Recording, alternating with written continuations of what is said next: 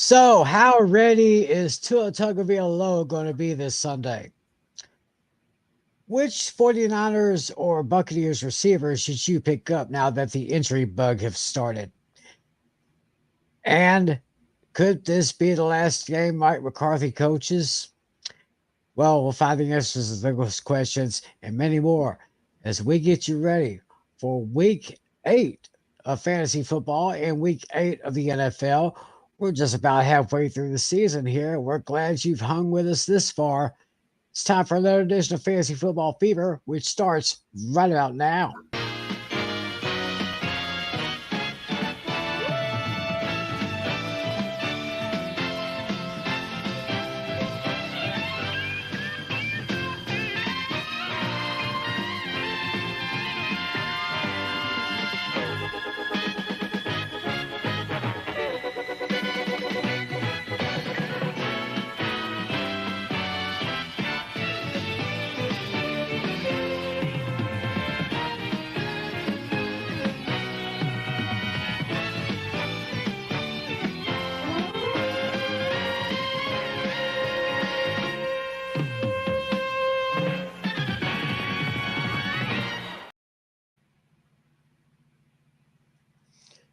Well, hello, everybody. Welcome to another edition of Fantasy Football Fever. It is Tuesday night, October 22nd, 2024. Wherever, whenever, and however you're watching, thanks for making us part of your week. Thanks for spreading the word. Thanks for helping keep this show on. We can't do it without you guys, all you fantasy football fans and all you NFL fans out there. This is the show for you. My name is Tim McClelland. And of course, this guy over here is the host of the Hooked on Sports podcast, Mr. John Flynn. How you doing, sir? Hey, Tim. How's it going tonight? Doing pretty good. Had kind of a rough day at work today. It's a funny thing. This very extremely heavy treadmill we had to get into the store, that's how my day started. Oh And you my won't, gosh. and you won't believe how the day ended. With another treadmill? Yeah, somebody bought that treadmill and I had to load it up there, and it was about 5 minutes before closing time. Oh my goodness. I mean, how many people had to use their weight to lift it up? I think me, a coworker, and two other. There was like four of us total. Oh wow. Yeah, but it was one of those high tech treadmills. I mean, those really high dollar ones, you know. Yeah. Most definitely. So I mean, as far as I'm concerned, my work schedule has not been kind to this podcast. That when we were doing all the Friday shows, I was working Fridays and then Tuesdays and Tuesdays. But I'm just happy to be home for once for the entire podcast, not having to take the train or anything like that back home. So, Yeah, so, so always great to be in your comfort zone right there. yeah, I mean, especially now that I get to run the operation on StreamYard, which we use for this podcast. Oh yeah. Now our good friend, our commissioner John Natale, he's running a little bit late, but he will be joining us here pretty soon. But as we go into week 8, we can't really go into week 8 without taking a little look back at week 7. And a very interesting week we had in the NFL, starting with the Thursday night game last week.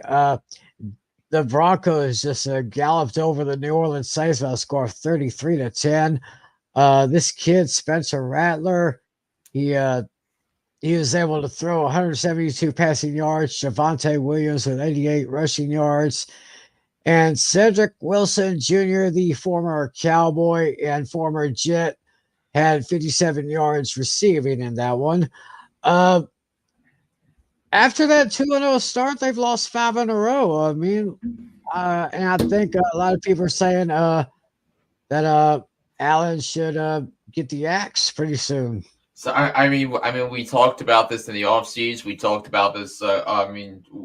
We basically talked about like after the Saints got lost to Atlanta and all that. But Dennis Allen, I did not like the hire at all from the jump that the Saints have been so undisciplined and they have not been able to play at a cohesive level. Now it didn't help that they didn't have their top wide receivers. They didn't have Taysom Hill. They didn't have Derek Carr or any of them available. So you figured that they were going to get crushed, but some of the big fantasy performers in this one, Javonte Williams had 14 carries for 88 yards, 3 catches for 23 yards, 2 rushing touchdowns.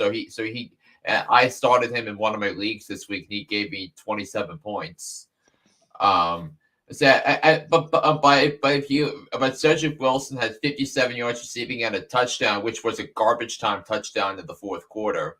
But the Saints were down 33-3. They went so that Jake Hayner drove them down the field for that touchdown, but it was not a it was a total thrashing. And Bo Nix played relatively well too, even though he didn't rack up the points. But I'd say you just have to be impressed with the Broncos after starting 0-2 right now. And if the season were to end today, which doesn't, the Broncos would be in the playoff.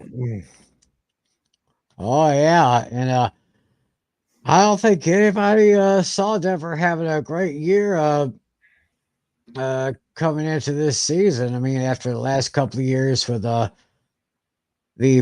butting heads of Russell Wilson and Sean Payton, but and I didn't think New Orleans was going to just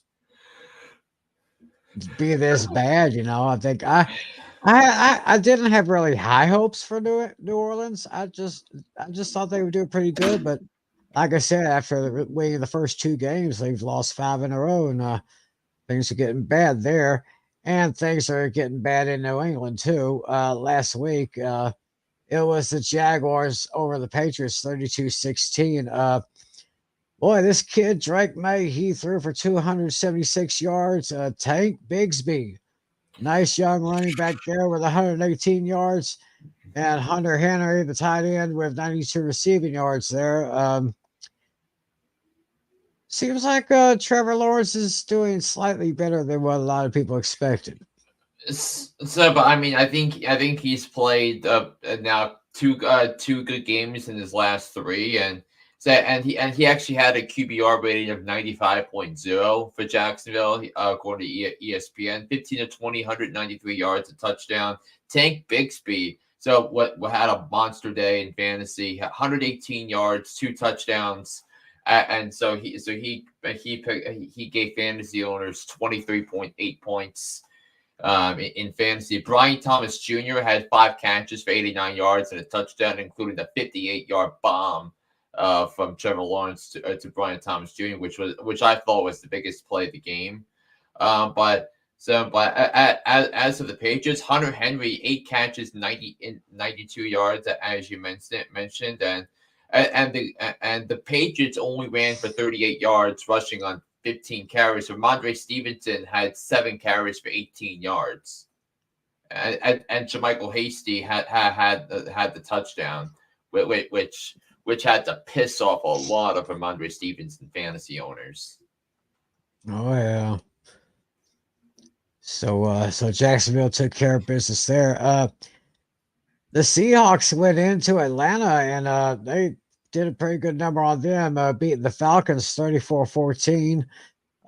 Kirk Cousins led the passers with 232 passing yards. My man Bijan Robinson from Texas, he was able to get 103 rushing yards, and DK Metcalf, the perennial receiving star for the Seahawks, got 99 yards receiving on that one. So Seattle is starting to look good. Geno Smith, he's got those boys in tune with them.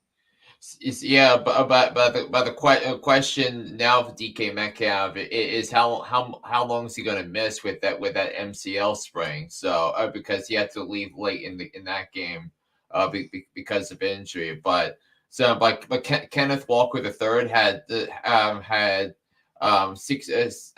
93 total all-purpose yards and 2 total touchdowns for Seattle. DK Metcalf, 4 catches, 99 yards, and a touchdown. For Atlanta, Bijan Robinson had 103 yards rushing and a touchdown, and Drake London had 65 yards, 63 yards receiving on 6 receptions and a touchdown. And Kyle Pitts, Drake London, and Darnell Mooney had 9, 8, and 8 targets respectively. So basically clear that Darnell Mooney is the number 2 receiver for Atlanta. And by the way, Darnell Mooney actually goes into this week ranked number 17 among all receivers in fantasy overall for the season. He's had a great season. Yeah, great season there. He could be a good pickup if he's available in any of y'all's leagues out there for all you playing. So keep a good eye on him there. Yeah, and also the Seahawks defense. They had 2 interceptions on Kirk Cousins. Avery Williams had 1, and Ray McLeod had 1 for that. So it was a rough day at the office for Kirk Cousins after looking really good for the last 3 weeks. See how Seahawks kind of brought him down to earth there, but well done with the Seahawks. And boy, those Buffalo Bills really did a number to those Titans over in Buffalo. Buffalo took the victory 34-10 behind Josh Allen's 323 passing yards. Tony Pollard for the Titans rushed for only 61. And a nice young receiver, Keon Coleman, with 125 receiving yards.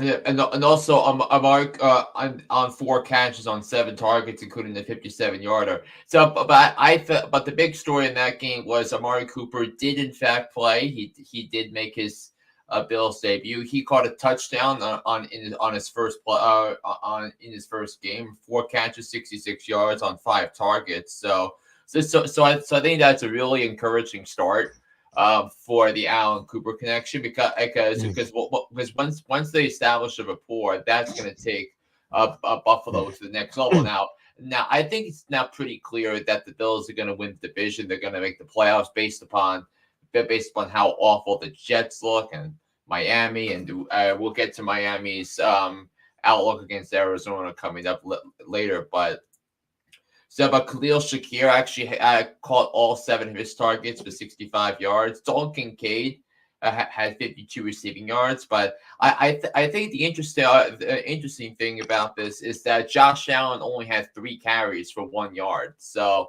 I think hopefully for the Bills Super Bowl talk that they can have Josh Allen focus on working the passing offense and allow Ray Davis and James Cook, who by the way each had a rushing touchdown in the victory, for that. Whereas for Tennessee, Mason Rudolph started. He threw for 215 yards and a touchdown.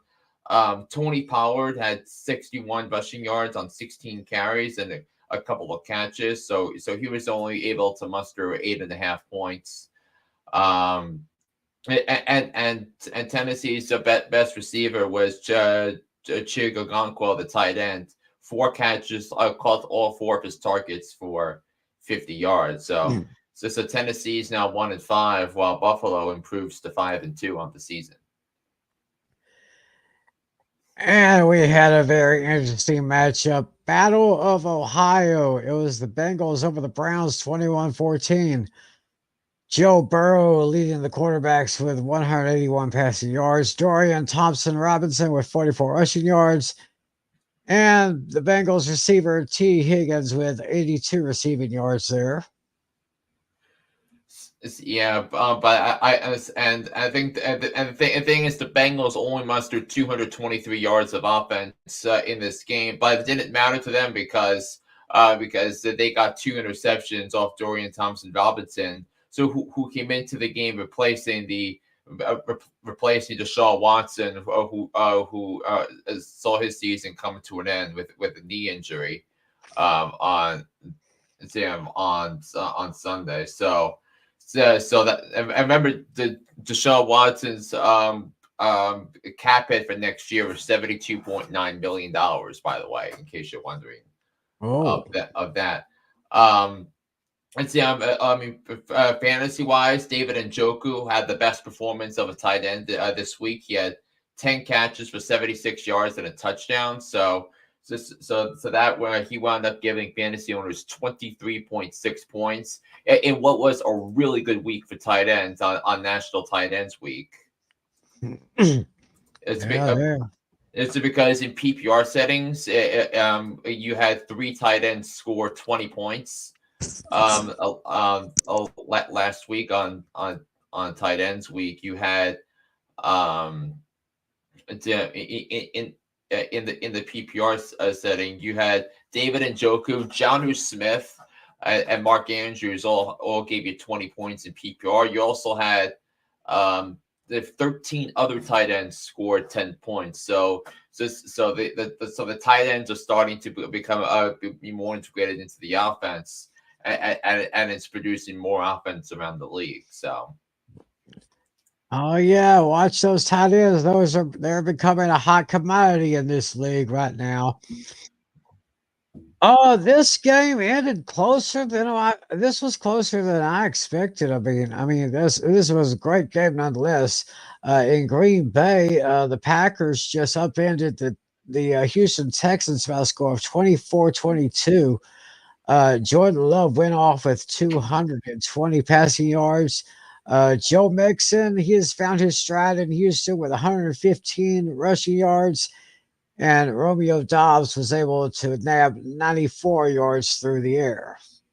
Yeah, 25 carries, 115 yards, 2 touchdowns, and a couple of receptions. So he was so Joe Mixon showed up on the stat sheet and gave fantasy owners 26.4 points, which ranked 4th among all running backs this week, and also 25 rushing attempts was second most in the league last week behind Tank Bigsby. Yeah. So good victory for the Packers there. Yeah, and also CJ Stroud only 10 of 21 for 86 yards on Sunday, so he did not have a good game. Stephon Diggs had 5 catches. The rest of the team combined had 5. But I was kind of a little ticked off too with this game because Dontavian Wicks, Tucker Kraft, and Romeo Dobbs all had great days, while Jaden Reed, who I started for the first time all season in one of my other leagues, only came up with 2 catches for 10 yards. So I was not particularly pleased about that from a fantasy standpoint, but there was some conversation, and I think we kind of mentioned this in the summer about what Dontavian Wicks can provide, and Wicks had a 30-yard touchdown for the Packers, but also Josh Jacobs had an excellent day as well. He wound up with 92 all-purpose yards and a receiving touchdown. So he wound up scoring 20 points in fantasy. All right. Indianapolis Colts was at home against Miami, and they defeated the Dolphins by a score of 16-10. Anthony Richardson with 129 passing yards, Devon Achane with 77 rushing yards, and Jonnu Smith with 96 receiving yards, leading the way there for the big 3. Yeah, it's a 22 points this week for the former Patriots tight end in fantasy, but it was really a hodgepodge for Miami at the quarterback position. That Tyler Huntley only threw for 87 yards and a touchdown, but I looked at the Dolphins did run for 188 yards on the ground. They ran 40 rush plays and 28 pass plays. They averaged 4.7 yards per carry, but in terms of the Colts, there wasn't really much to write home about in fantasy, other than the select few that decided to start Tyler Goodson, who had 51 had a touchdown and 51 yards rushing. So there wasn't really much to write home about in fantasy in that showing, nor did I think anything of that matter. Well, there might have been some fantasy points scored in this game here. A great rivalry in the NFC North. The Detroit Lions going to Minnesota and just nipped the Vikings by a score of 31-29. Jared Goff, 280 passing yards. Jahmyr Gibbs, 116 rushing yards. And Amon-Ra St. Brown with 112 receiving yards. That is just solid numbers all around right there. So, no question. I mean, have we talked about? Can we talk about Jared Goff and the outstanding season that that he is having? And if you look at his game logs over the last in the month of October, I don't think it's reflective because it was only 2 games, but in each of his last 4 games, he's had a completion percentage no less than 72%. He had 22 of 25 passing this week, and in his last 3 games, he's had QBR ratings of 93.7, 71.0, and 87.3. So he has just had a terrific season, and 18.8 points so far on the season, and he's just been incredible for this Lions team, leading what I believe is the best offense in football right now. I would say definitely the best offense in the NFC, definitely. Yeah, and then Gibbs had the best performance, the best fantasy performance of a running back this week in the PPR. 160 all-purpose yards. It's 2 touchdowns and 4 receptions. So 32 points. The only one of only 2 players to score 30 points in fantasy this week, alongside Lamar Jackson. Mm-hmm. So a big win for Detroit right there. That very close game. This one here, I know this had to sting with you and Natale here. Those filthy Philadelphia chickens, those Eagles, went into MetLife Stadium and took care of business 28-3. Jalen Hurts, 114 passing yards. Saquon Barkley, in his return to the stadium there, 106 rushing yards. And A.J. Brown had 89 receiving yards there. So, actually, Saquon Barkley did very well in his return to MetLife Stadium. Yeah.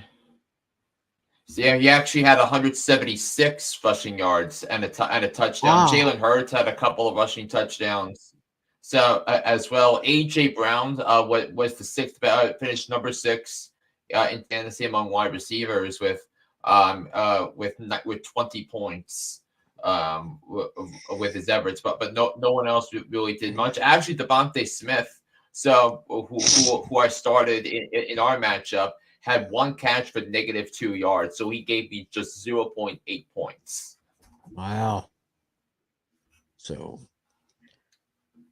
Philly took it to the Giants right there.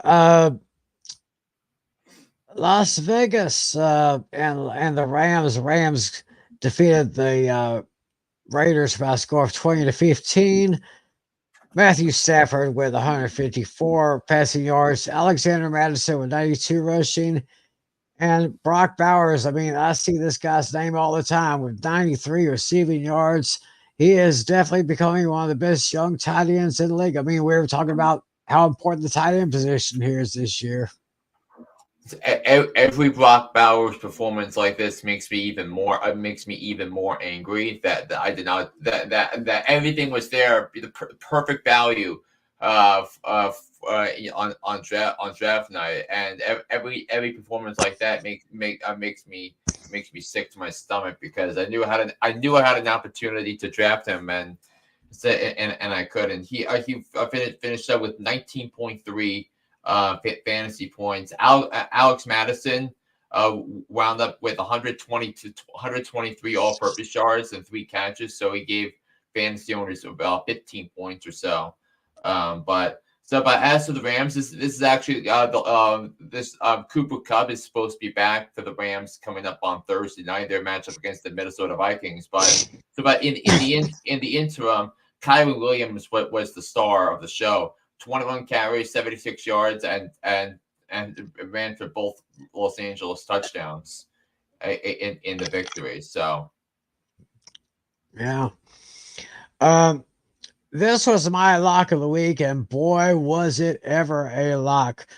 The Washington Commanders tore up on the Carolina Panthers 40-7. Marcus Mariota, I have not heard that name in a good minute. He passed for 205 yards. Brian Robinson Jr. with 71 rushing yards. And Terry McLaurin for the Commanders had 98 receiving yards. Marcus Mariota, where has he been? I mean, he was only in service because Jaden Daniels got hurt in the first quarter, which I was not happy about. So because I was worried I was going to. I lost in fantasy in one of my other leagues because of the injury that basically took him out of the game. But it shows to show you how easy the Carolina Panthers are as a matchup. So of course Mariota was going to show up, and Brian Robinson Jr. looking at some of there, he had a touchdown and 71 yards rushing, and Zach Ertz caught a touchdown, 4 catches for 40 yards. But it's just a same old story for the Panthers. Also, Chuba Hubbard, 17 carries, 52 yards, and a touchdown. So that was a saving grace. Yeah. This, in my opinion, was the game of the week. The Super Bowl rematch: Kansas City at San Francisco, and Kansas City won that game by a score of 28-18. Brock Purdy with 212 yards, Kareem Hunt 78 rushing yards, George Kittle 92 receiving yards, but it came at a very high price.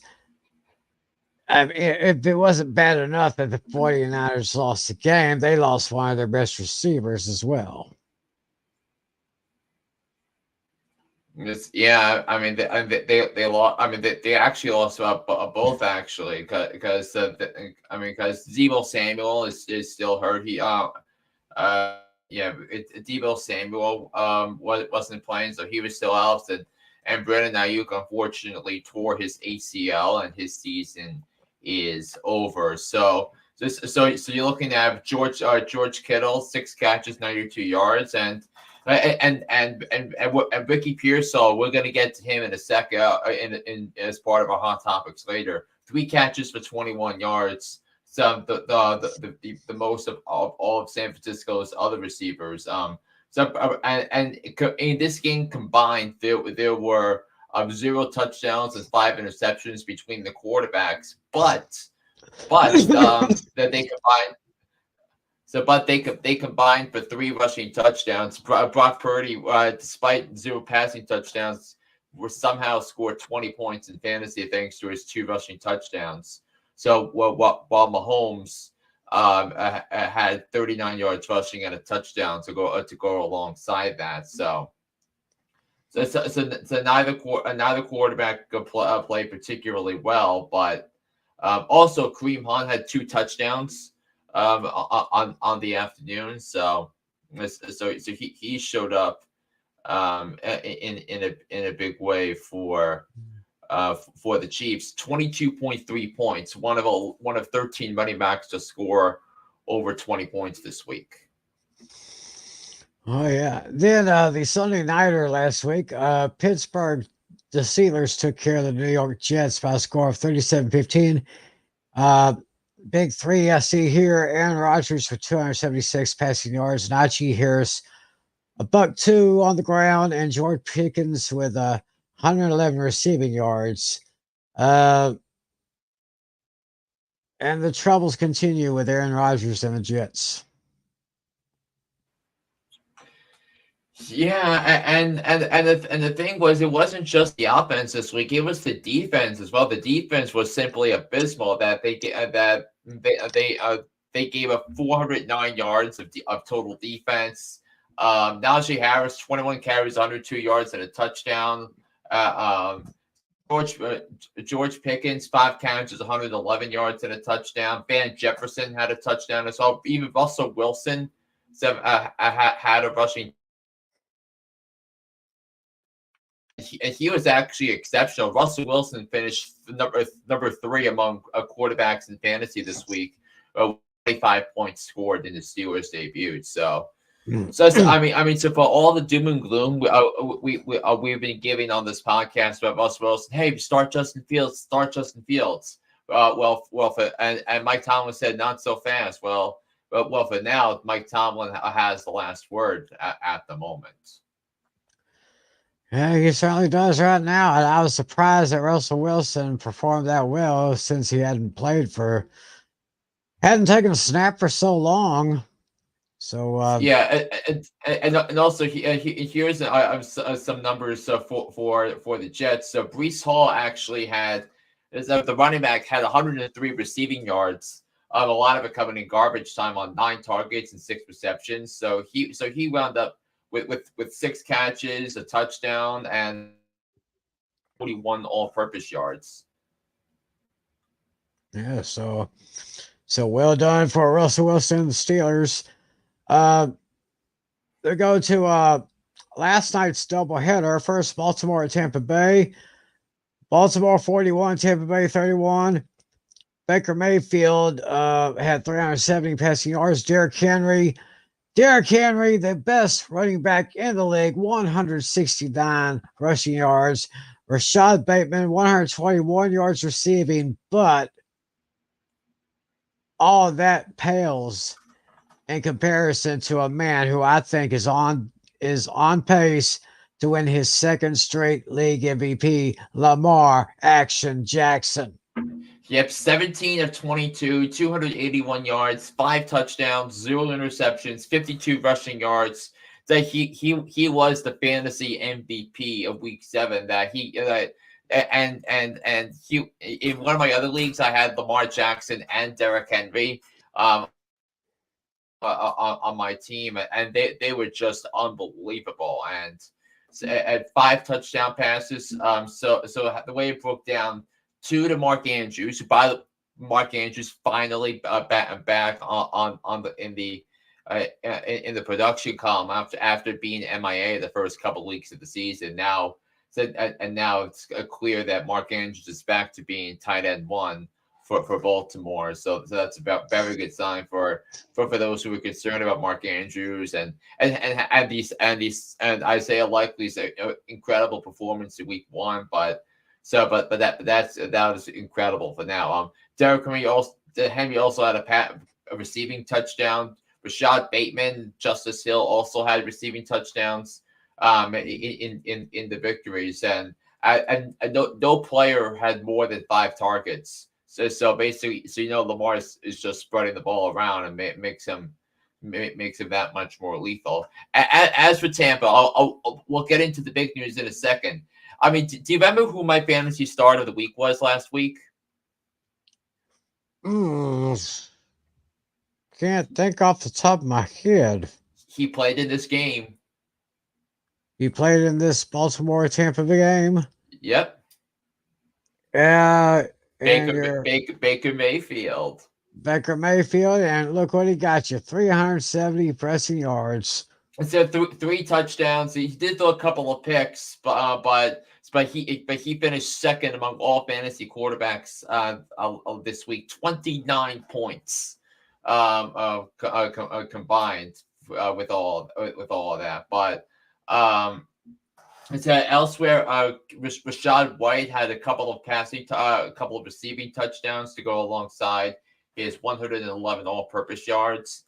But the big stories of the game are the Mike Evans, who left because of the injury, who by the way caught his 100th career receiving touchdown, so the 5th fastest receiver ever to do it in 161 games. Yeah. So the 4 ahead of him are all Hall of Famers. Oh yeah. Yeah, but really the big story is that Chris Godwin dislocated his ankle in the last minute of the game on a hip drop tackle by Baltimore with a minute left in the game, and he's pretty much done for the season, and it was such a wonderful surprise for have Chris Godwin he was basically the second best receiver in fantasy this season until that moment. So the Chris Godwin fantasy owners are very much not happy this week. But and I actually have him in one of my other leagues, but I also have Ja'Marr Chase, Darnell Mooney in that league as well. So this stings for the Buccaneers. Yeah. So they're going to be without their two. And Mike Evans is his hamstring injury. He's going to be out throughout at least Tampa's bye week. Wow. All these great injuries popping up everywhere. Holy cow. Yeah. Last game of last week was the Arizona Cardinals just slipping by the Los Angeles Chargers by a score of 17-15. Justin Herbert had a great night, 349 passing yards. James Conner with 101 rushing yards, and Will Dissly with 81 receiving yards in that one. Yeah, so how did the Chargers not score a touchdown? It was, because I was watching some of the highlights, it made no sense to me whatsoever. So like the Chargers mantra came up. It was just time and time again. So that was not exciting at all. But fantasy performers in case you're wondering, Kyler Murray had a passing touchdown and a rushing touchdown, 64 yards rushing, 145 yards passing, and drove the Cardinals down the field for a game-winning field goal to beat the Chargers and improve to 3-4 on the season. So Will Dissly had 8 targets and 11 receptions, 8 receptions on 11 targets. Lad McConkey, 5 receptions on 7 targets. Josh Palmer, 4 receptions on 5 targets. So, but the best fantasy performance by anybody in that game was by Cameron Dicker. 5 field goals, including two from 50 plus. He scored 21 points in fantasy this week. Wow. Cameron Dicker, the kicker from Texas. Yep, and he led all kickers, in fantasy, because he and Daniel Carlson each had 5 field goals this week. Although Dicker had 2 from 50 plus, which was the only kicker in the league to have to kick 2 50 plus yard field goals this week. Absolutely amazing. Well, that was week 7 in the NFL. But before we get to week 7 in our fantasy league, I think we have 3 questions that have come up from our viewers here. So let's see if we can help them out. Yeah, definitely. So we have one from Blue Yays. He says, I traded Jacobs for Moore and an 8th round pick in a redraft.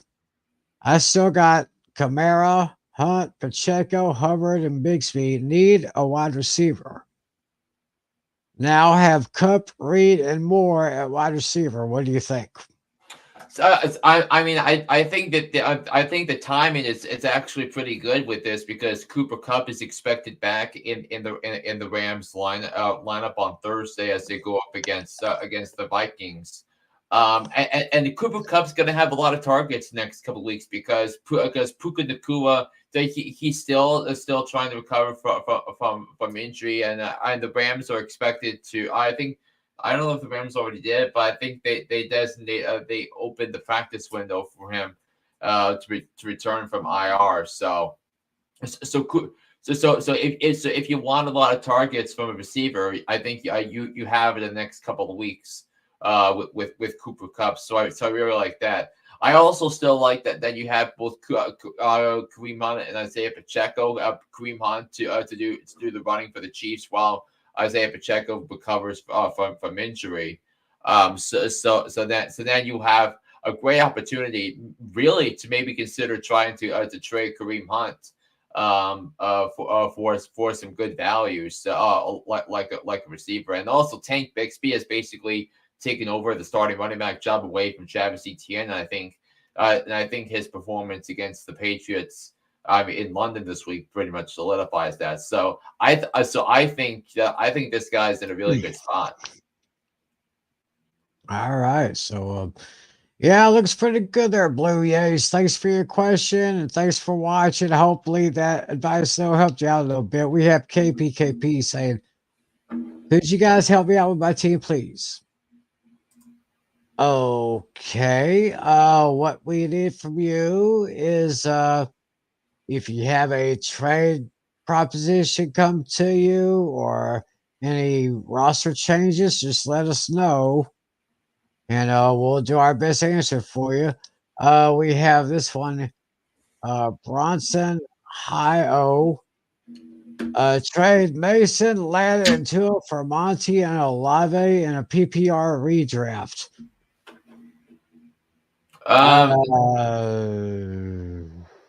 Yeah.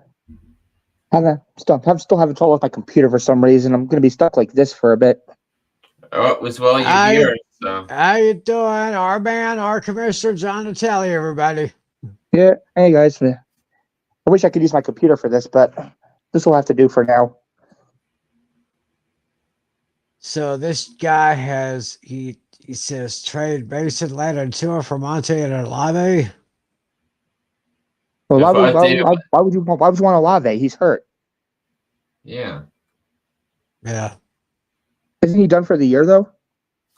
So I don't think yet. I don't think so. So because I think he was just out for the time being.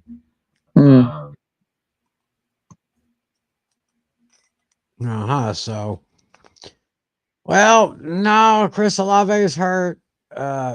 He's got Tua, so Tua might be starting this week. So, interesting there. But thanks for your question, though. And KP, if you can, send us some information on your fantasy team. We'll see what we can do for you there. Yeah. And so, and speaking of Chris Olave, that Dennis Allen talked to the press yesterday and said that he remains in the concussion protocol. Oh, okay. Yeah. So I guess won't be expecting much. Have to keep our eyes on that story right there. So with that, we can do a little recap of our fantasy action from last week. Yeah, it's most definitely. And so have yep. So let's get to it. All right. Starting with my matchup with Flynn. And Flynn took the victory on this one, 102-14 to 86-68. Yeah, I can understand. Yeah, I see why you were disappointed when Jaden Daniels got hurt. Projected at 25-2, only got you 524. And that was in the first quarter. He went down with the injury. I mean, Kirk Cousins didn't do you much better because he threw a couple of picks. True, but Saquon Barkley did return some good dividends for you, sir. While on my side, the only real good spot I guess so far on that side was the Colts defense. Special teams got 14 points there.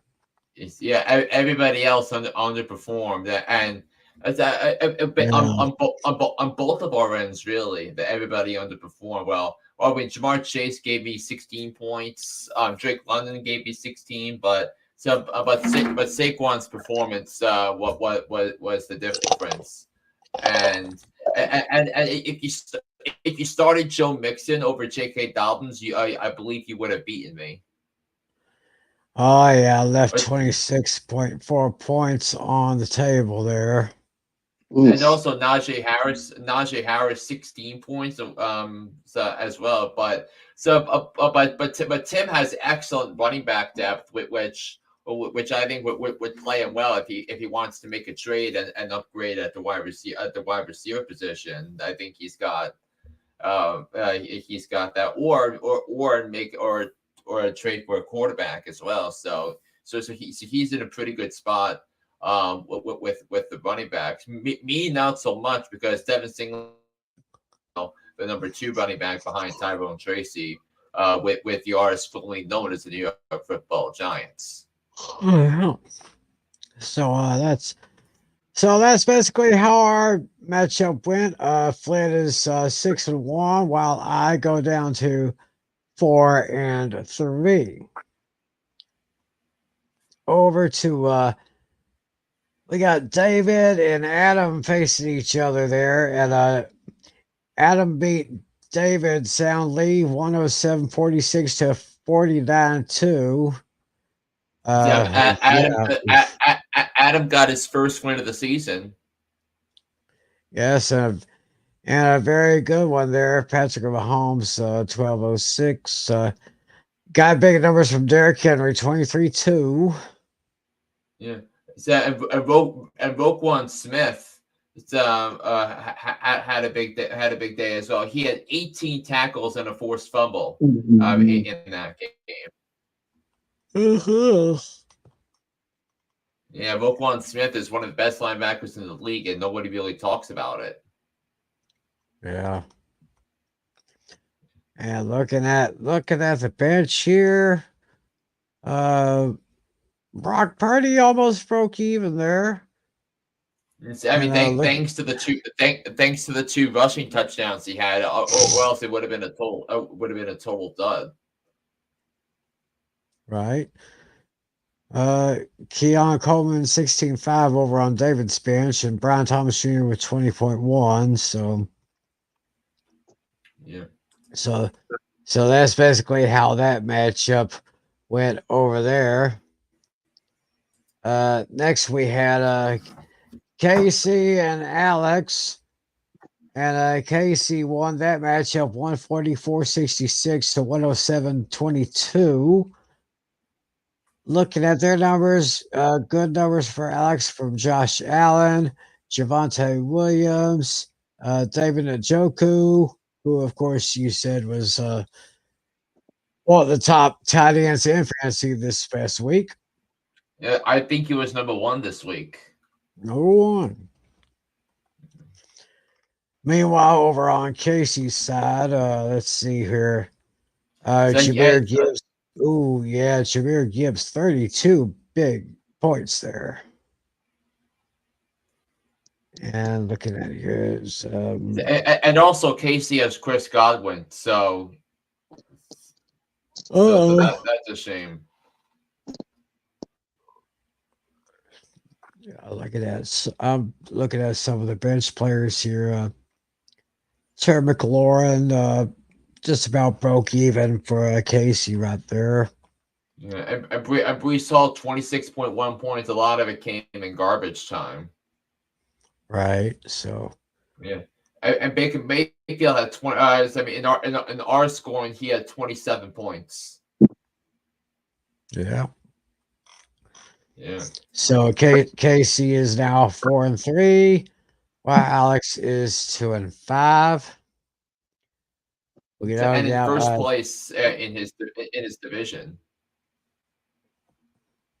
Oh yeah, Dino and Lucas met each other this past week, and Dino took the victory 143-54 to 121-7. And looking at some of these numbers here, Jordan Love was a big scorer. Amon-Ra St. Brown, 23-2. George Pickens with 20.1 for Lucas. Over for Dino. Let's see. Josh Jacobs got some good numbers there. Aaron Jones did him pretty good. A.J. Brown, T. Higgins. And that Bronco defense special teams, 25 big points. Yes. Yeah, because I think he had a couple of because they had a monster day against the Saints, including the pick six. Yeah, really no big points were left on on Thanos' bench.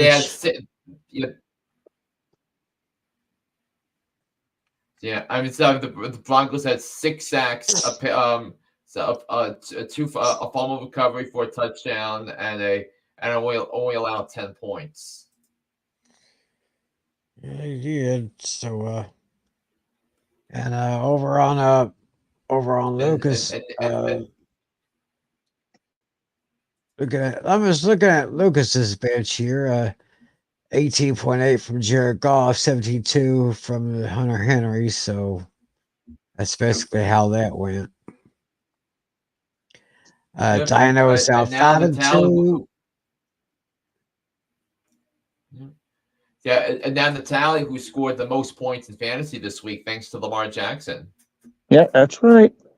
That's right. Action Jackson did it for him. It was 145.84 to 105.16. Lamar Jackson was the MVP there. Brock Bowers with 20.3 fantasy points. Got 13 off the Steelers. On the other side, Andrew saw some big numbers from Jalen Hurts, Bijan Robinson, Kareem Hunt. Yeah, looking at the bench here. 17-7-8 left on the table from Geno Smith. 13-5 over on Natale's side there. So that's basically how our fantasy league went this past week. So and of course Natale hit the jackpot with Brock Bowers, because of course he did. Yeah. So, he's having an incredible season for fantasy. He's been the best tight end in fantasy this season by a pretty wide margin. Yeah, I have faith in my rookies. I think I drafted four guys in here. So, how many of them are still? Romo Dunze didn't play because the Bears were off this week. You have Brock Bowers. You have Jonathan Brooks still on IR, and then Marvin Harrison Jr., who you benched, and it turned out to be a wise decision. Mm-hmm. And so, I didn't want to risk it with him being injured and whatnot. Yeah, that's true because he didn't play for much of the game the week prior against Green Bay, but yeah, he's on a little bit of a slump right now. So actually, looking at the standings now, we still have we have Flynn holding tight at 6-1 in the Butthead division. Meanwhile, we got Justin, Credible, Natale, and Dino tied at 5-2 in the division, while Lucas and I are tied with 4-3. Meanwhile, on the Beavis division here, we got Casey at 4-3. Then we have Alex, Andrew, and David at 2-5, and of course Adam just got his first victory this past week. Yeah, so basically the Butthead division is basically the NFC North, and the Beavis division is basically the AFC East. Yeah, pretty much. Yeah. Okay. So that's basically how it was and last also week. and also looking so far in terms of in terms of total points scored. I mean, I've been number one. Natale is number two, and then a big gap. Lucas has scored the third most points of anybody this season. All right. So yeah. So why don't we look ahead to next this week coming up right now? Yeah, we have a big matchup. In in in our league, and this matchup is gonna be for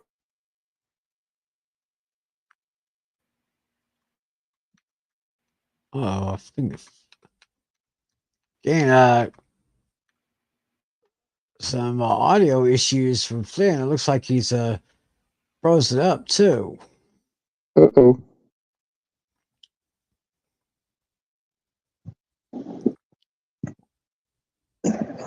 Well, anyway, yeah, we have. you got me now. Yeah, I hear you. Yeah, I got you right here. Yeah, Seeing that yeah. you got, I see that you got the matchup Yep. between So, you and and Natale. you can. So, yeah, of the week, because the winner of this matchup will move into first place in the whole league. Wow, this is going to be a good one here. Looks like Flynn's got to give for the quarterbacks and the running backs, while Natale has the advantage with his wideouts, his tight ends, his flex, his defensive player, defensive special teams, and his kicker. So we'll see how that goes out. Mm-hmm. Like we took a look at your bench players here. Yeah, I'd probably want to keep Aaron Rodgers on the bench here. As I'm looking at, I don't think neither one of us have Aaron Rodgers. okay, I guess it's on my side again. I'm kind of looking at this, and it just messes me up sometimes. I gotta refresh my page occasionally to Mm-hmm. get the right rosters in there. So that's going to be a very interesting matchup in here. What we got next here? Let's go to. I think it's gonna be, and it's gonna be. It's going to be David here. Let me refresh the page. Are you kidding me?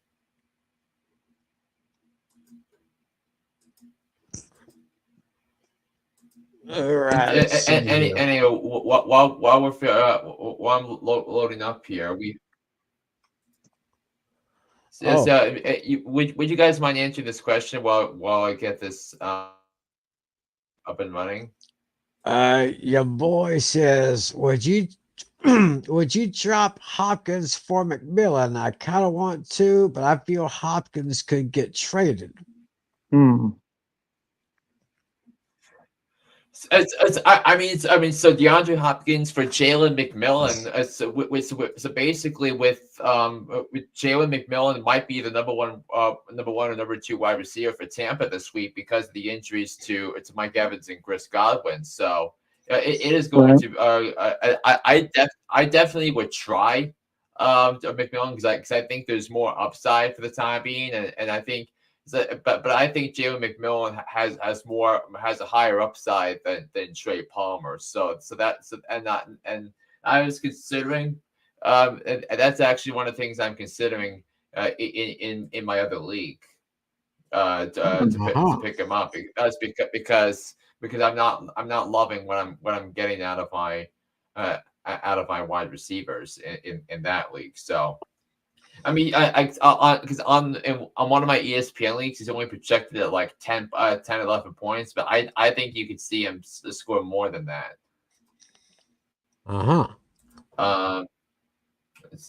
Yes, and then so I think that's a question I had for now. Anyway, but I think I'm back to present the the box scores here.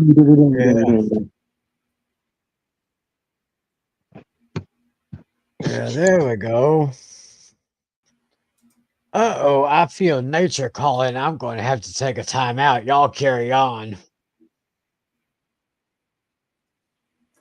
Yeah, so basically we have we have Putnam and Dino, not Dino, and David going head to head here. So right now Putnam is projected at 131.8, while David is projected at 110.8, and hopefully we can get him to make adjustments here because he's got some opportunities because everybody is playing this week, but right now Putnam has the advantage at quarterback, obviously with Josh Allen going up against Seattle. So while David has James Cook and Achane and CeeDee Lamb coming back from Dallas's bye, so I think a lot of good matchups as well. But one thing I noticed that Tank Dell this season. So look where he's ranked among wide receivers. Let's see, 61st. That seems a little high considering he didn't do anything last week. He wasn't even targeted, I don't think. Yeah, I mean he had 0 targets against Green Bay, and he's only had 2 weeks this season where he scored at least 10 points. He only had only one quality game, and that was against New England, where he caught a touchdown on 7 catches for 57 yards. So there was not really much to write home about on that one, though. So, although on that front, all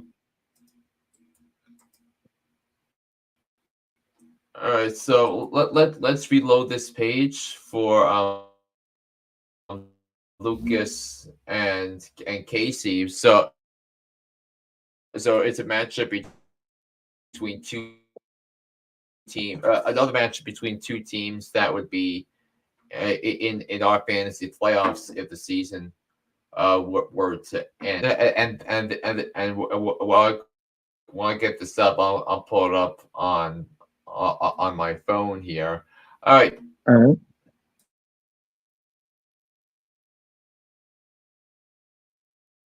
Yeah, so Lucas is right now projected at 133.4, while Casey is projected at 100.8 here. The Jordan Love, he's starting Jordan Love, and then for now Jonathan Taylor, David Montgomery, who is number 12 in fantasy and rushing, despite Jahmyr Gibbs being on the team as well. Amon St. Brown, George Pickens, and he's got the advantage at tight end, the flex option. DJ Moore's Bears coming off a bye this week, going up against Washington. I think that's quite a favorable matchup from a flex position here. So whereas Casey has the big advantage at the running back position, and I'm not really sure about Malik Neighbors and his 18-point projection because he's going to be paired up against Joey Porter Jr. Yeah. So Casey's going to have to make adjustments. He doesn't. Olave and Metcalf probably won't be available. And Metcalf too. So let's see what he has on the bench. So he could start Breece Hall as a flex option. He's also got Terry McLaurin. He's also got Tyler Lockett, Dalton Kincaid. So he's going to have plenty of excellent options. Lockett should be a nice option to replace Metcalf. Lockett will probably be the number one. I mean, how do you feel about Lockett going up against Buffalo though? Because that's his matchup for the week. Right. Yeah, so I think his best bet is probably Brees Hall. And then maybe Scary Terry for the other wide receiver.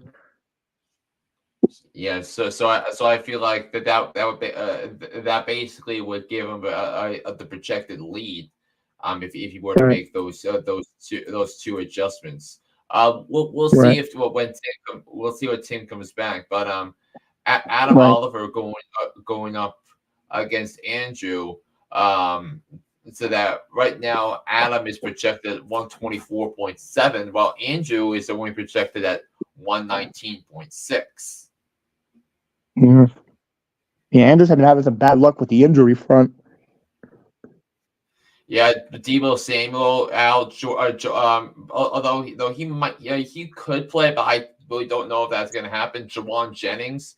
And the thing is, like, Ricky Pearsall is going to be going to be an interesting name for the first time this season because of the Aiyuk injury. That I think Pearsall would take some of his snaps, and San Francisco drafted Ricky Pearsall in case Brandon Aiyuk was not available. I mean, we were thinking about Aiyuk potentially being traded this offseason because of his contract situation. But now he's out for the season because of the torn ACL, and so he's going to start.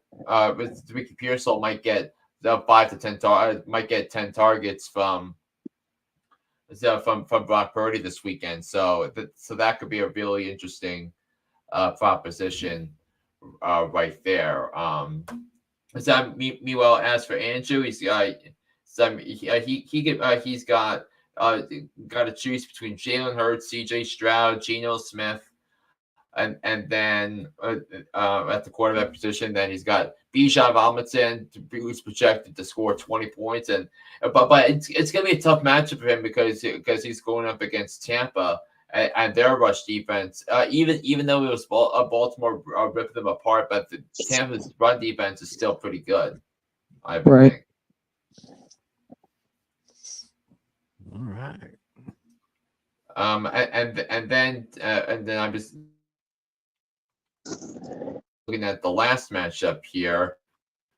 Yep. So you last time. We have Timmy going up against Dino. Yeah. Okay, it looks like yeah. So what are you thinking about this one? Let's see here. Well, it looks like yeah, you said that I probably could use a little bit of help on the quarterback front. I don't know if I want to start Aaron Rodgers. Maybe I can go on the waiver wire, or maybe I could get a trade from someone here. I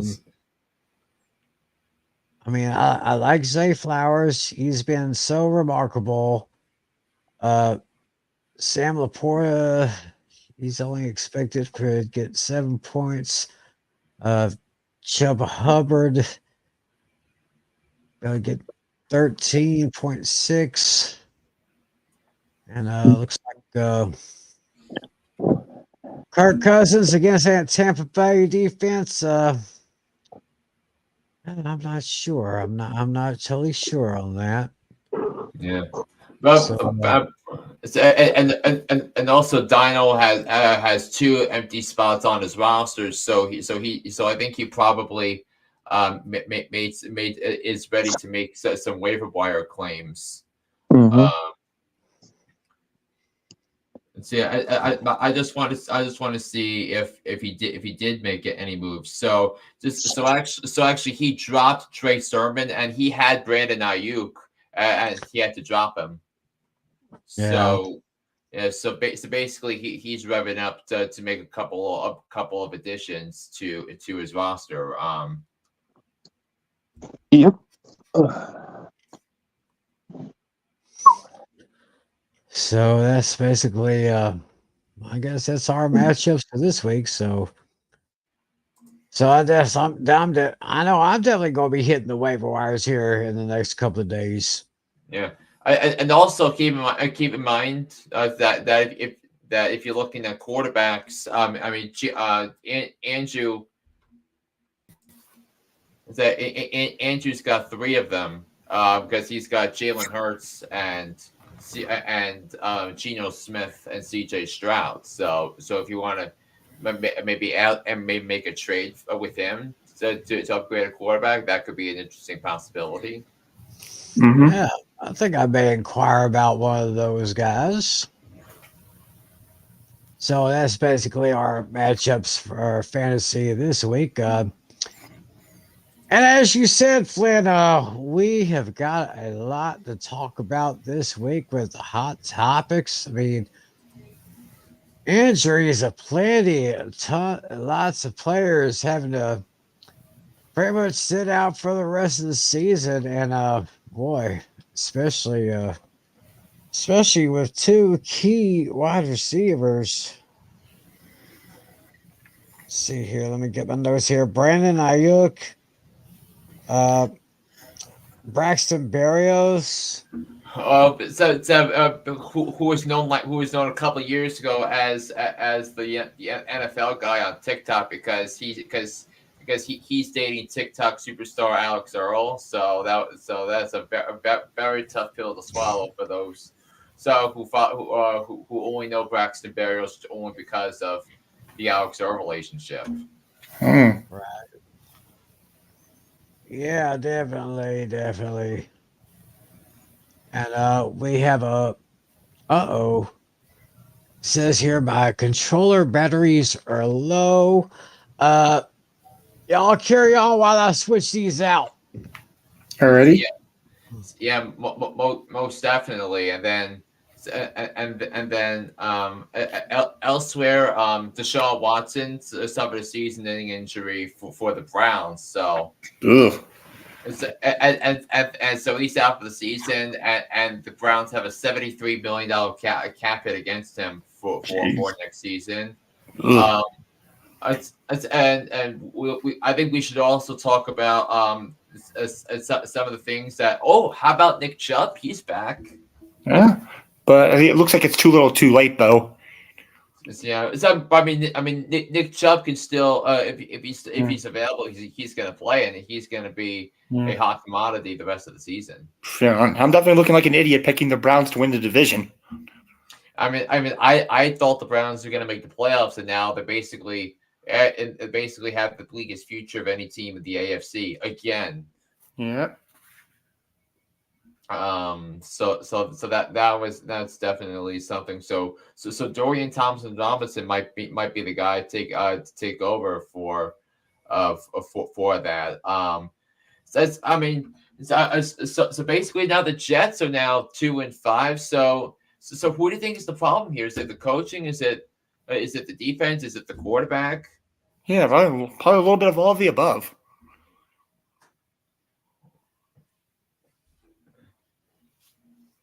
Yeah, so we were just talking about the Jets and their mess.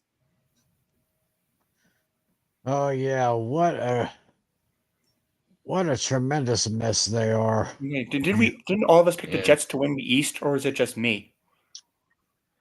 It's not. I think one of you picked Buffalo. Picked Buffalo. It might have been you, Natale. No, it wasn't me. I picked the Jets to win the East.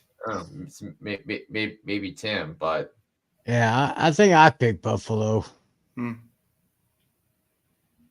Yeah. So yeah, and speaking, but in terms of fantasy, I want to looking at is that Rodgers' performances here is so that he's only had two games this year where he's scored more than 17 points in fantasy. So that he's had 15. So in his 7-game progression has been 8, 15, 21, 11, 11, 17, 18, and 13. Which is not necessarily inspiring.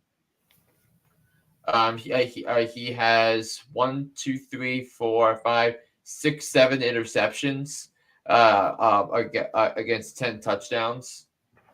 wow. And he ranks number 17 among fantasy quarterbacks. averaging 14.1 points per game. So that's not exactly inspiring by any means. Right. So yeah. And now Dashy is telling us that Jameis Winston is most likely starting on Sunday over Dorian Thompson-Robinson. So, Jameis Winston, he's where is he now? The Browns. Oh man, Jameis Winston. He's been going almost all over the place already. He's now in Cleveland, so.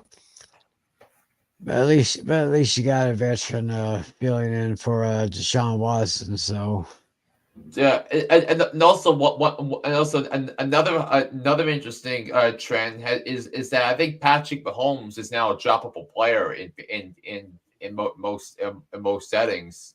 Maybe. I don't know if I would go that far yet. I would say definitely the bench. Right. So he's still in the middle of the pack. Yeah, so it's actually Patrick Mahomes so far the season is averaging 13.8 points per game here. Yeah. And he ranks number 22 among quarterbacks so far this season. And somehow they're still undefeated. That's pretty crazy. Yeah. So Patrick Mahomes, he is averaging he's ranked behind guys like Aaron Rodgers, Trevor Lawrence, Bo Nix, C.J. Stroud, and just barely ahead of Kirk Cousins and Daniel Jones. So in terms of average, Mahomes is averaging 13.8, Daniel Jones averaging 13.2. Oh boy. So Adam Oliver basically torpedoed his season by picking basically the 22nd best quarterback in fantasy with his first pick. Oh boy. Ooh. Yeah. So let's say about that. Yes. So that's something here. It's also DK Metcalf has an MCL sprain, so he's going to be week to week, and he's probably not going to go for Seattle coming up this Sunday against Buffalo. Yeah, I think I had DK Metcalf on a couple of my leagues. I think it was either last year or the year before. He did very well, and so I'll be keeping an eye on that here. Jaden Daniels, my pick for Offensive Rookie of the Year. He's week to week now. Yeah. After going down with that injury. So we mentioned Brandon Aiyuk's out for the season. We got Chris Godwin out for the season. Mike Evans out for a couple of weeks, maybe. You mentioned DeShaun Watson. Yeah.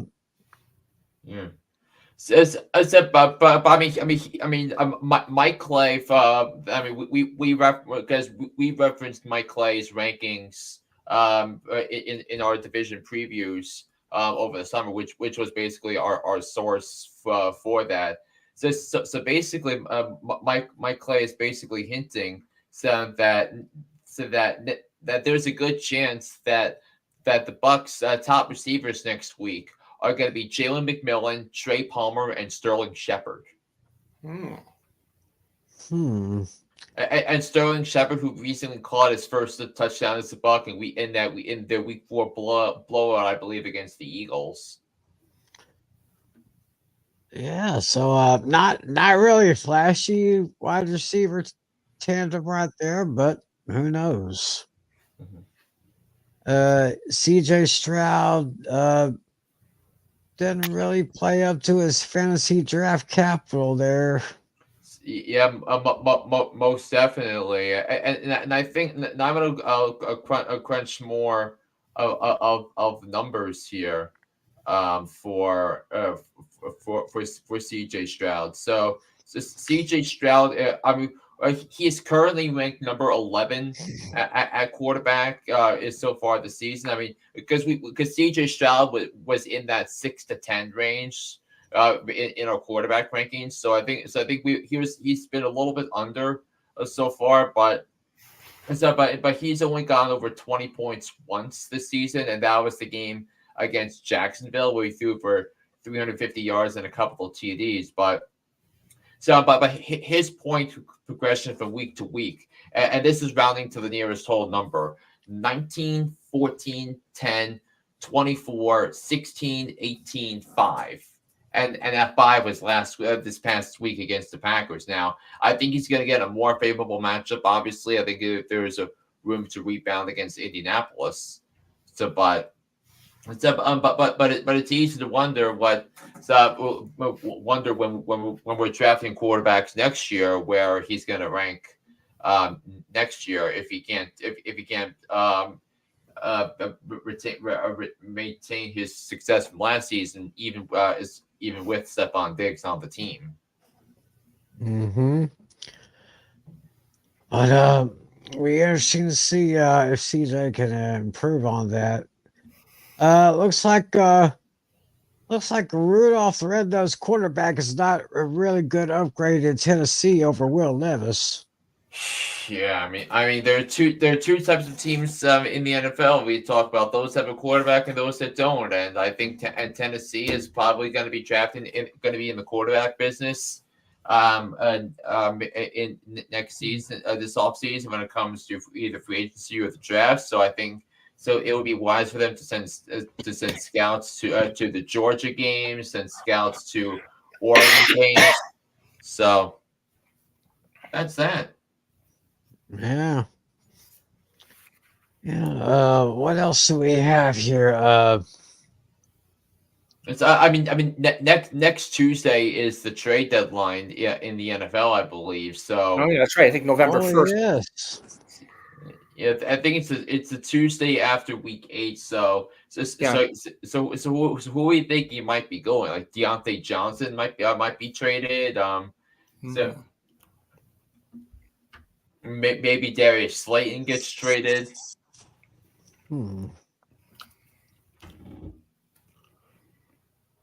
I know one team that's probably not going to be doing any trades. One team that didn't do jack squat during the whole of the off season until the 11th hour and 59th minute. Are you talking about your Dallas Cowboys? Yeah, of course. Yeah. So actually it's not after week 8, it's week 9 this year because I think they made a change this season. But some of the PPR fantasy tips on X posted earlier tonight that some running backs, the wide receivers that could be traded before the trade deadline. We mentioned Deontay Johnson, T. Higgins, Cooper Kupp. I mean. So there have been some conversations with the Pittsburgh Steelers about Cooper Kupp, Christian Kirk, Mike Williams, DeAndre Hopkins of Tennessee, Travis Etienne, Darius Slayton, Khalil Herbert, Adam Thielen, Miles Sanders, John Mechie III, Demarcus Robinson, and Raheem Mostert. And there are teams that need help offensively. So. Oh yeah, I noticed you mentioned this one guy here.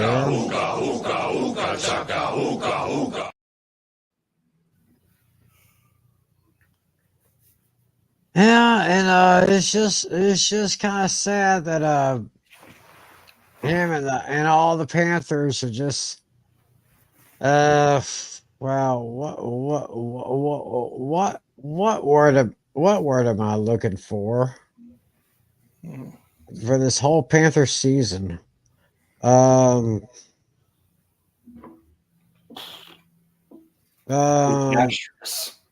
Lethargic. Yeah. Yeah, I mean they have the worst and meddlesome owner in sports, and David Tepper, and basically no one wants to play for them, and it's sad. Yeah, I could probably see why. I mean, all these owners here, so yeah, but it's those owners that kind of really make me scratch my head, especially especially with a Cowboys owner, but that's a different story. I will not. I will not delve into that right now. Yep, most especially. But what No, we, what we could delve into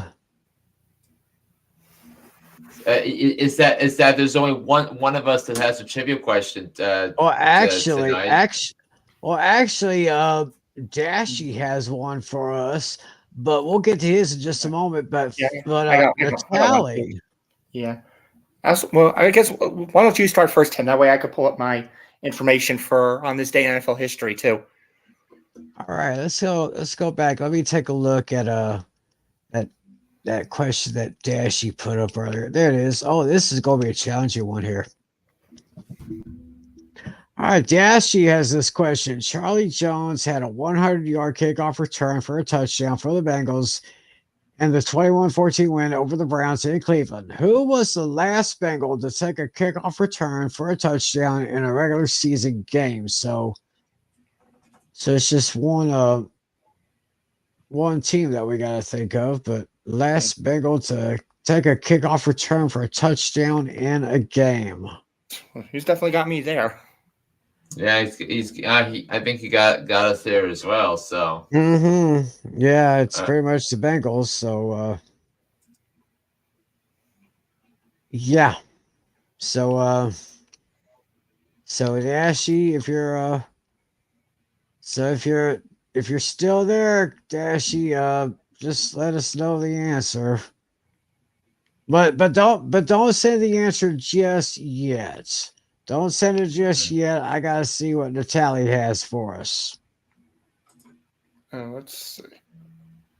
Not quite ready for mine yet, but I'm looking for my on this day in NFL history first. Let's see. I had a couple of interesting ones. Can't seem to find what I'm looking for though. Let's see.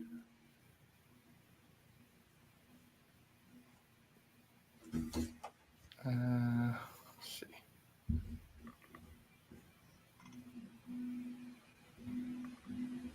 Oh, okay. No wonder. It fast forwarded to the 23rd on me because it's midnight over there.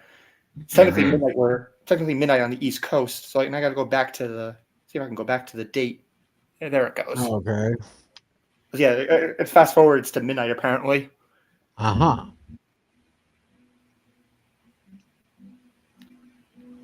see here.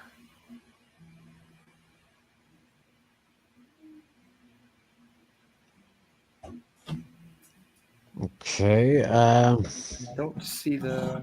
I guess Well, while I'm looking, Tim, why don't you start with yours then? Well, I really didn't have one. Oh, I thought you did. Oh, never mind. So it's just no. It's you and Dashy. The last Cincinnati Bengal to return a kickoff for a touchdown in a regular season game. Okay. Wait a minute. I think I have an answer coming to me. All right, yeah, go ahead. I think I have an answer, Dashy. Don't send your answer just yet. But my guess for your answer, Dashy, is Corey Dillon.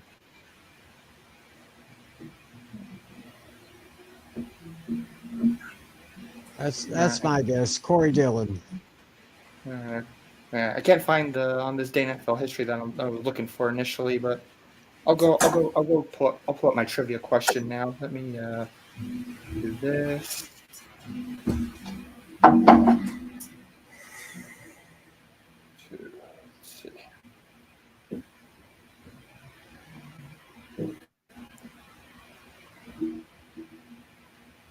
Okay. Okay, I got it. Yeah, I thought of something kind of interesting that this rarely happens. I just thought of the most random thing. It was kind of funny. I was thinking about quarterbacks who threw touchdown passes to themselves. And in history, only 2 quarterbacks have done it. Marcus Mariota was the most recent one in 2018. Which quarterback did it before him? Throw a touchdown pass to himself. Threw a touchdown pass to himself. Yeah. Only two quarterbacks in history have done it. Mariota is one of them. Who's the other? I wouldn't know that one either. I don't know. For some strange reason, the first thing that came to my mind was Aaron Rodgers. No, it's not Aaron Rodgers. Aaron Rodgers did throw a pass to himself, I believe, but it wasn't a touchdown pass. All right, I'll give you guys a hint. It was in 1997. Let me see if I can pull up some information about him. Hold on.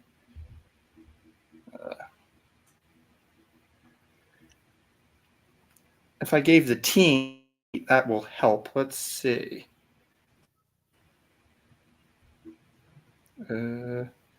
Okay. He was on the Vikings in 1997 and did it against the Carolina Panthers.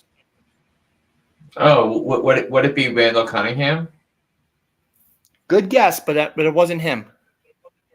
No, it would have been Dante Culpepper.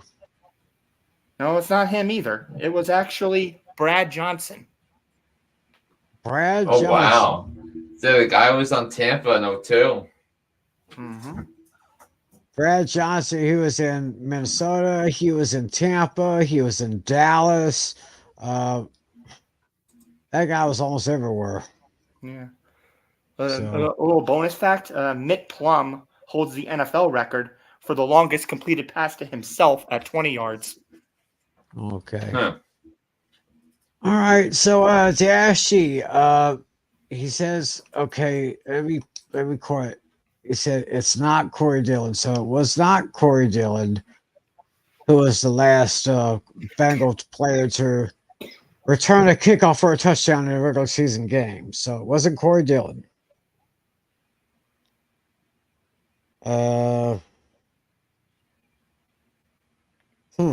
This might be a stretch. I don't know if he ever returned a kickoff at all or whatnot, but Chad Ochocinco. I don't know if he's ever actually returned kickoffs.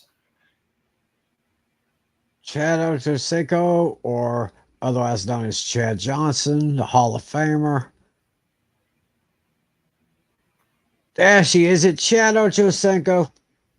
I highly doubt it, though. I don't even know if he ever returned a kickoff. It's just a name I was throwing out there. No, it's not him. Hmm. So it's not Johnson. It's not Dillon. Who was So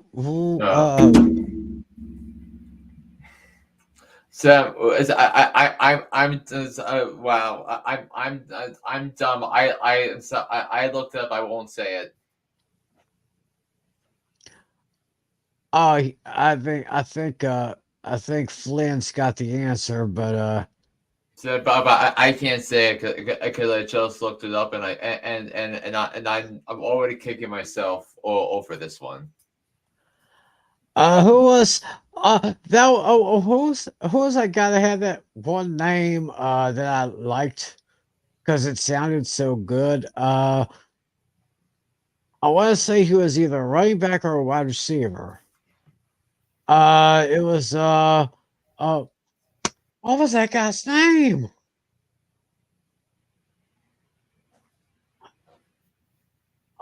He had like a islander name or something, like a kind of like Troy Polamalu or one of those kind of names. Oh my God, what was his name? It was oh my gosh.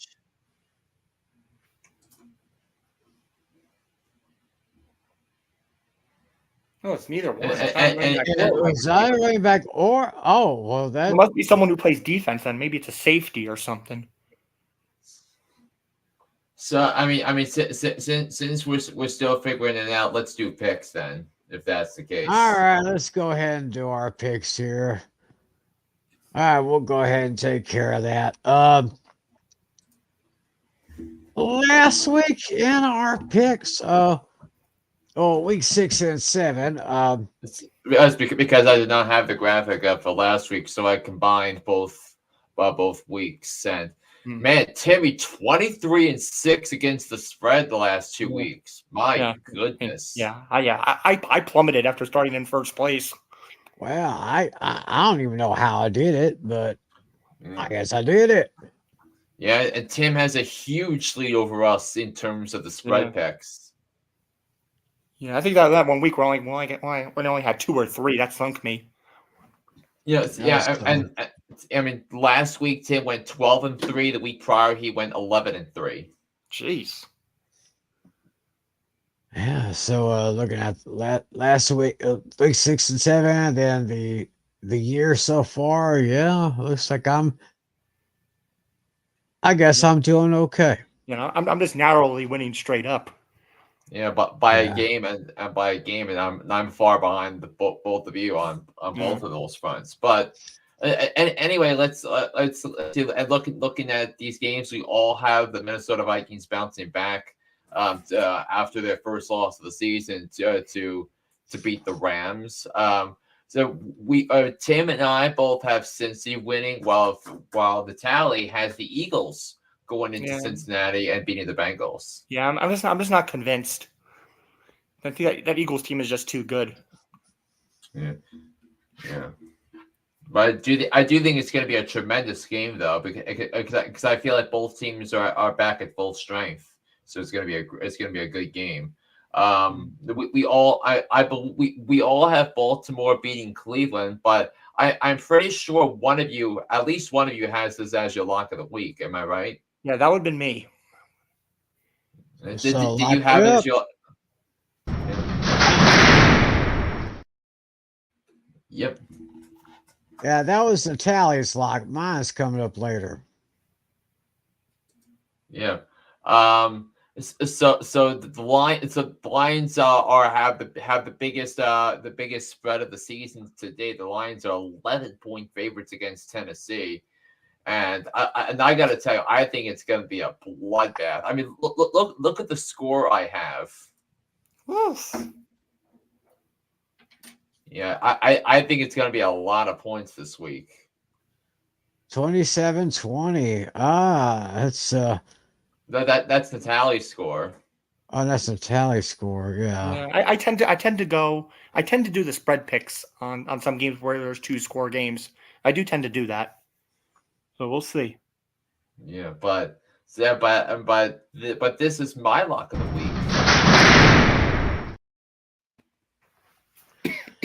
So Flynn's locking up them Lions here. Yeah, I mean, this game screams 48-27. Ooh, almost a 50 burger right there. Yeah, but I believe. Yeah, looking at some games, I thought this was a tough one.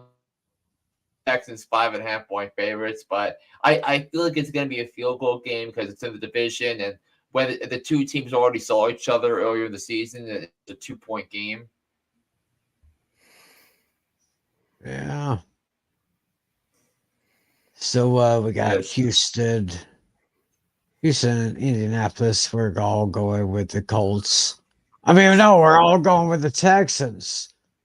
It's Texans to win, and only Natale has the Texans to cover. This game, Packers-Jaguars, that was the toughest game of the week for me to pick. So because I don't know what Trevor Lawrence we're going to get, and that influences my pick here. But I think the Packers have a lot of good matchups in this game. I'd like to see Jaden Reed get back into play here after having his first bad game of the season. So I'm going to take the Packers to win, but I know when Tim has the Packers covering. Yep. I think this may be. I'm starting to think this may be a down week for Trevor Lawrence here. Yeah. It's now that this next game has a disclaimer in it because this is the one game where we all reserve a right to change our picks for this one because I'm pretty sure Trevor Lawrence, Tua Tagovailoa is going to be playing, but I don't think we know for sure. So we're all going to go in one direction or another depending on how that game goes. Jets Right. Patriots or Jets favored by 7. Tim's got the Patriots covering, but both. I mean, I got the Patriots covering as well. Should be noted there, but Yeah. but I also put this game as my garbage game of the week. oh Oh, geez. really? Yep.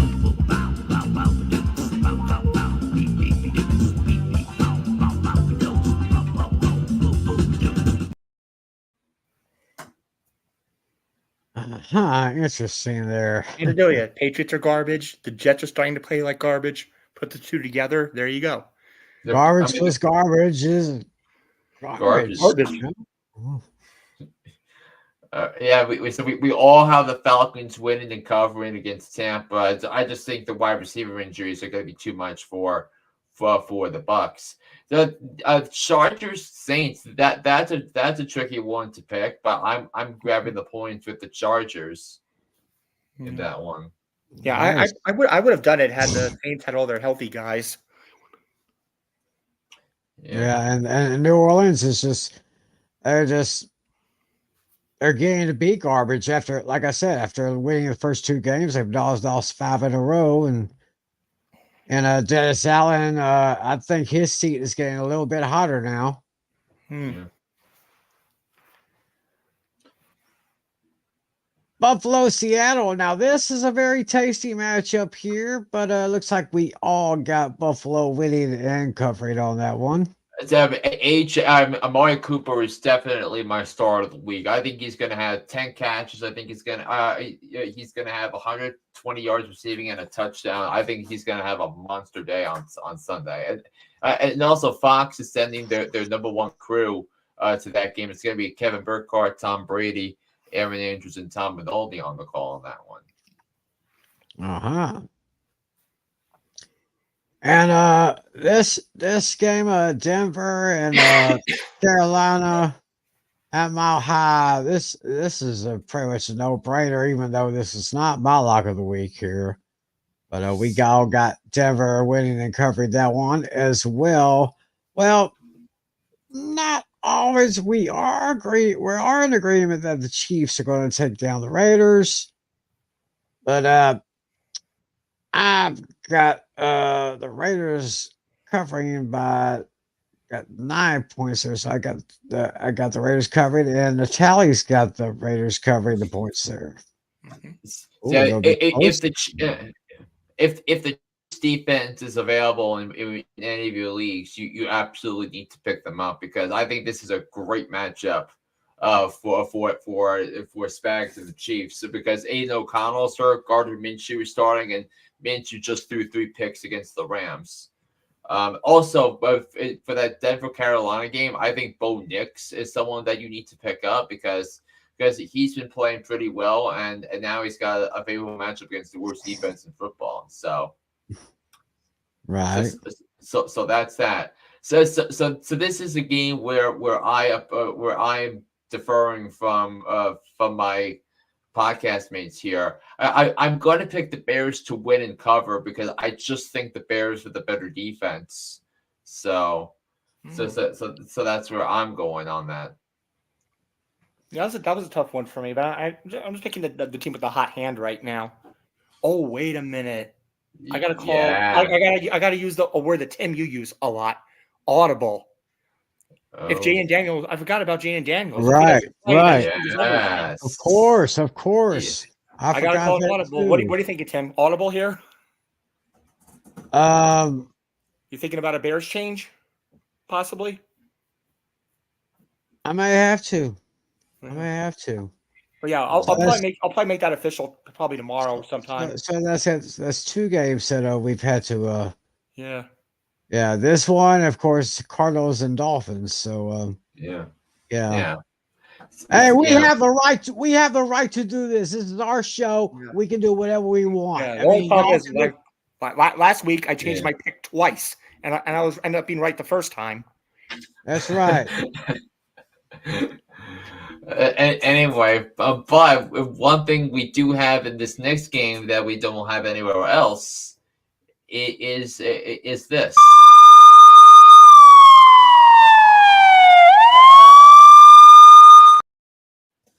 Yeah, Tim is picking the Cowboys to upset the 49ers on Sunday night. Hey, the Cowboys are not the only one that has injury problems. Yeah, I The mean, 49ers are having they're having some problems on the offense, especially with their two best receivers. And I know that Dak is probably going to go off on them. It's not going to be that high scoring. But of course, in my opinion, the guy that's going to win this game is probably the best player on the team and the guy who should have gotten a $240 million contract. And that would be Brandon Aubrey. And it's going to be another 50-yarder. I mean, I swear this guy kicks 50-yard field goals in his sleep. 60-yard field goals in his sleep. Or even 60. Yes, even 60. So I'm going with Cowboys while my boys are going with the Niners on this one. All right, so we do have a fantasy question that we'll answer after we announce our last pick. Steelers, Giants.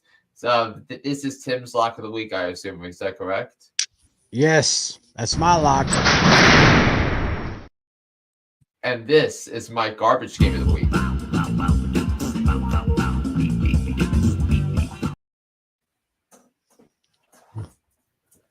Oh, it's a garbage game, huh? Yeah, it is. Technically, if we're using the tally's definition of this, Yeah, the lowest combined point total. That's right. All right, so we do have a question. Who should you start, Kyler Murray against the Dolphins or Sam Darnold against the Rams? Out of those, I'm liking Kyler Murray. I think just a little bit more. Agreed. Miami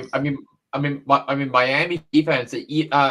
Has quietly played pretty well this season. Not gonna lie, they have. Because of all the problems with the quarterback, their defense has actually kept them in some games. So I think you kind of have to give them credit for that. So, but I'm going with Sam Darnold against the Rams. Oh, kind of a key move there. Well, we'll just have to see what happens there. Hey Dashy, if you're still there, who was that Bengals player, the last Bengals player to return a kickoff for a touchdown in the regular season? Who was it? We are just waiting with bated breath here.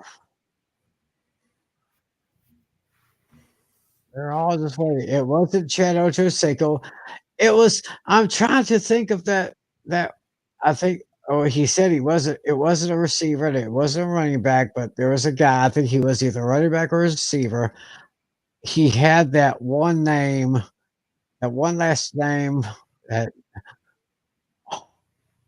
still can't believe that I can't. I feel like it'd be somebody in defense, like a safety or something. No, since I already know the name. So,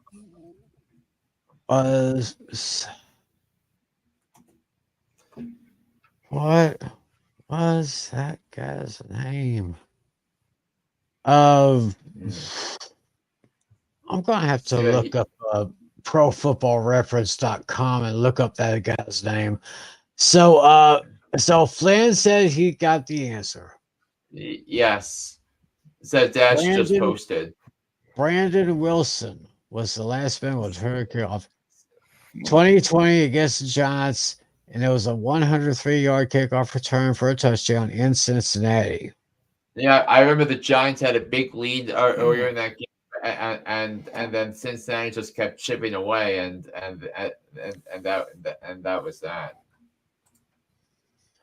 Brandon Wilson, that name does not ring a bell to me. So, but that was a good question, Dashy. Thanks for that. And Supersized Senpai, whatever your name is, thanks, Phil. You're welcome. You're welcome. So I guess with that, that pretty much brings this show to a close. Great fantasy questions from you guys. Just keep them coming every week. We try our best to give you our opinions on it, and make sure you make all your fantasy changes, your roster changes, whatever y'all need to do. Of course, I gotta put this one here because, as I always say, there is no shame in a little PR right here. So y'all be sure to listen to Hooked on Sports with John Flynn. Yep, that's the podcast to go to. Yep. That's one to go to Apple iTunes, Spotify, tune in. That's usually how I reach John Flynn there on the tune in. Any other places you can get podcasts. So, and of course, I want to send you a reminder tomorrow night, APizzle 90, APIZZLE 90, APizzle 90 channel tomorrow night, 10 Eastern, 9 Central. The Pain and Game Pick'ems with Alex, Lucas, and yours truly. So we'll have our show tomorrow. So yeah, been another great show, guys. What do you think? Yep. Oh yeah, for sure. All right. And that's right. Yeah. Once this week finishes, we'll be exactly halfway through the fantasy regular season. So I mean we went halfway this week, this past week, because 7 weeks down, 7 to go. Oh crap! Oh, that's right. Right, you're right. My bad. Yeah. Right. Yep. My mistake. So yeah, we're exactly halfway through the regular season. Yeah. So and of course the big matchup between the two Johns this week, with first place in the league on the line. Oh yeah. Yeah. So it's going to be something. I'm got going a big battle. We got a lot of competitive running backs, quarterbacks. I mean, running backs, wide receivers, all that. Yeah. Both of our rosters are pretty stacked. I don't know if you saw. I don't know if you saw. So I basically have the number 3 quarterback in fantasy. I have the second and third best running back, the second and third best receiver, the third best tight end. Mm-hmm. Yeah, I got 2 number ones, running number 1 quarterback and number 1 tight end. Yeah, so you have Brock Bowers and Lamar Jackson. And actually, in my other league, I have Lamar Jackson, Derrick Henry, and Ja'Marr Chase, all number 1 in their respective categories. Nice. I think Justin Jefferson's number 4, I believe, in wide receivers. Yeah. So I think let me pull up the rankings on my phone here, because I think you have an interesting conversation before we close up shop here. All right, sure. So let me pull. I found his name. That Bengals player that I was trying to think of. Yeah. Do y'all remember T.J. Hushmanzada? Can't say I'm familiar with him. That's the guy who I was thinking of. I think he was a wide receiver for the Bengals, but that's the guy that I was trying to think of. Yeah, I mean, so far this season, I mean, Chris Godwin is actually number 1, but he's out now. Ja'Marr Chase number 2, Drake London number 3, Justin Jefferson, Garrett Wilson. Those are the only 5 receivers that have averaged 15 or more points per game. Then you have Stephon Diggs, Jaden Reed, Amon-Ra St. Brown, Brian Thomas Jr., Nico Collins, who's on the IR, DK Metcalf, Terry McLaurin, Malik Neighbors, Alan Lazard, number 14, and CeeDee Lamb, number 15. And that's that. That's that. And that is that for Fantasy Football Fever. So, with that, we will say adieu for now, and we will reconvene 7 nights from tonight. Yep. For John Flynn, for John Natale, my name is Tim McClelland. Thanks for joining us, everybody. Have a great week. Enjoy the games. God bless you all. And as always, be a good sport. See ya.